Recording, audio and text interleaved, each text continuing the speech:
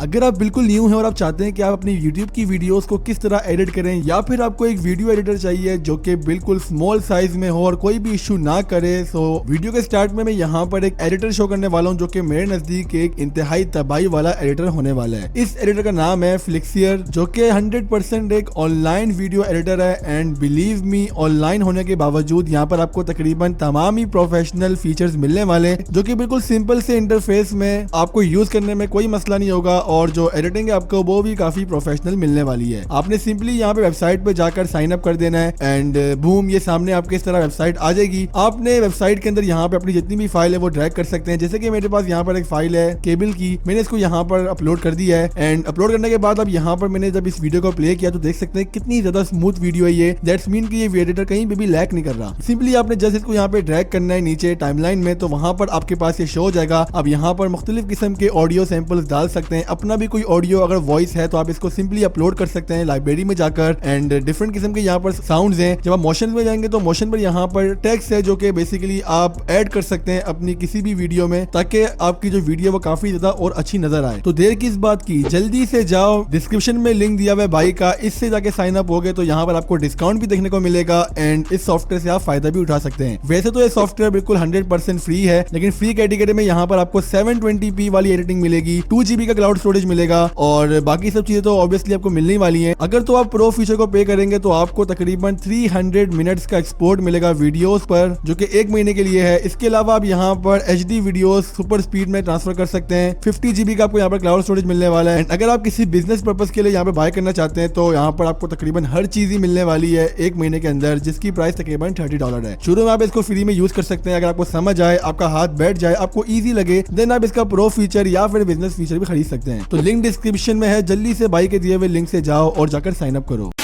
अस्सलाम वालेकुम। I know channel पर काफी टाइम से कोई वीडियो नहीं आई है। इसकी वजह सिंपल यही है कि भाई मेरी तबीयत थोड़ी सी खराब थी, आपको मेरी आवाज से भी लग रहा होगा।